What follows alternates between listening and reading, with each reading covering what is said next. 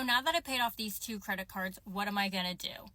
I still have 3 different lines of debt. 2 of them are student loans and then 1 personal loan.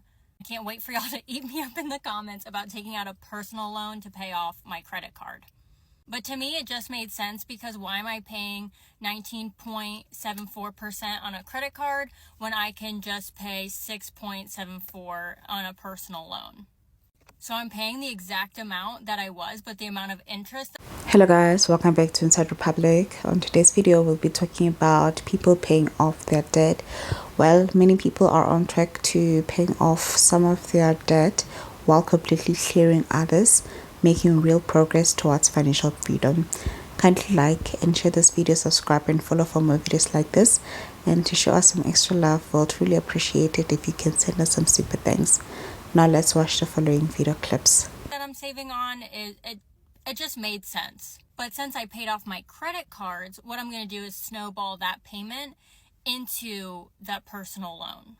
And the difference on that is $208, so I'll be paying $208 extra onto that personal loan. The loan is for 36 months, but my goal is to do it hopefully in 2.5 years, maybe, I don't know.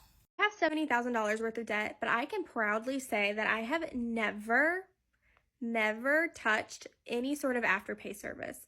I am so proud of that. All of my debt is student loans, so I don't have a spending or like credit card debt issue problem, but I can proudly say I have never touched Klarna, Afterpay, Affirm, any of those things. I'm not saying it's an awful bad thing if you have, because I know sometimes there are emergencies and you cannot help it and you just like that's your only option, so I completely understand that. But I am just proud that I've made it this far without even considering using one of those. Granted, the times I have bought stuff that maybe I couldn't technically afford, I just put it on a credit card. So it's kind of the same thing, but I think the interest rates and things are not as predatory as any sort of Afterpay service. I've seen so many horror stories of people who do that and then like they get caught up in the payments, they can't afford it some months, and like the interest rates on those are insane. It's even worse than a credit card, I'm pretty sure. So at that point, like you might as well just open up another credit card and buy stuff if you can't not buy stuff, you know what I mean? And live within your means, obviously live within your means, but if you need to spend money and cannot afford it, I feel like opening up a credit card is better than using any sort of Afterpay service. I'm proud of myself.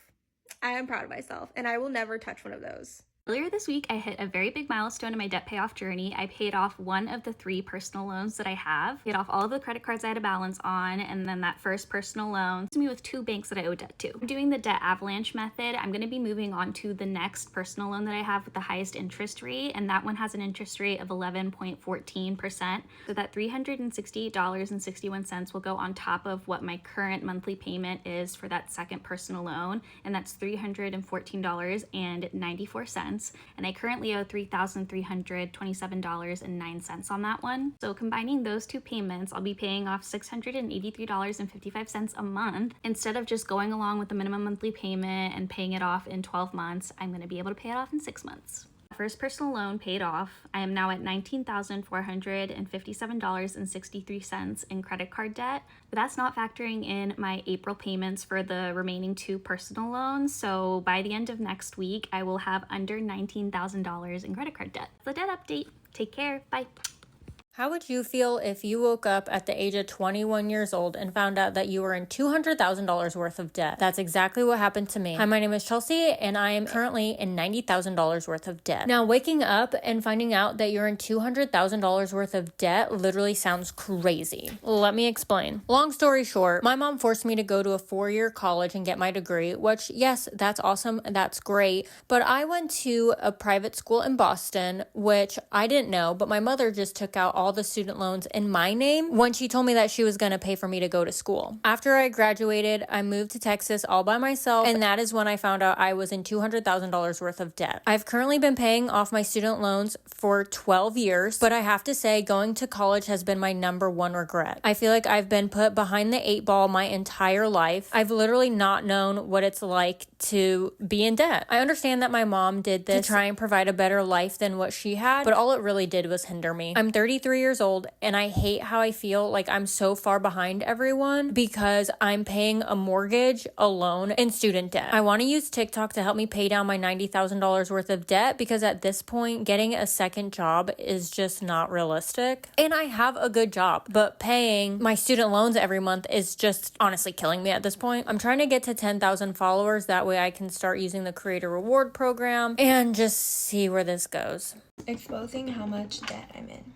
So starting off, I have $3,428.74 left on my Chase Sapphire Preferred card. So to preface this balance started at like almost 9 to 10K at its highest, and it's debt I accumulated in like 2021, 2022, and I spent like the last 2 years trying to pay it off a little bit more, but I have been prioritizing building out an emergency fund. But I do plan to pay this card off in like 2 to 3 months, which I think is super doable. I could have gotten a balance transfer card, which I do recommend if you are in like super high debt and don't want to pay interest on a certain amount of it. I didn't go that route, which I regret, but it's something to consider. So next are my student loans for $13,579.54. I'm super annoyed with my student loans just because I did get grants when I was in college and I had like a little scholarship. I really just took out loans for like books and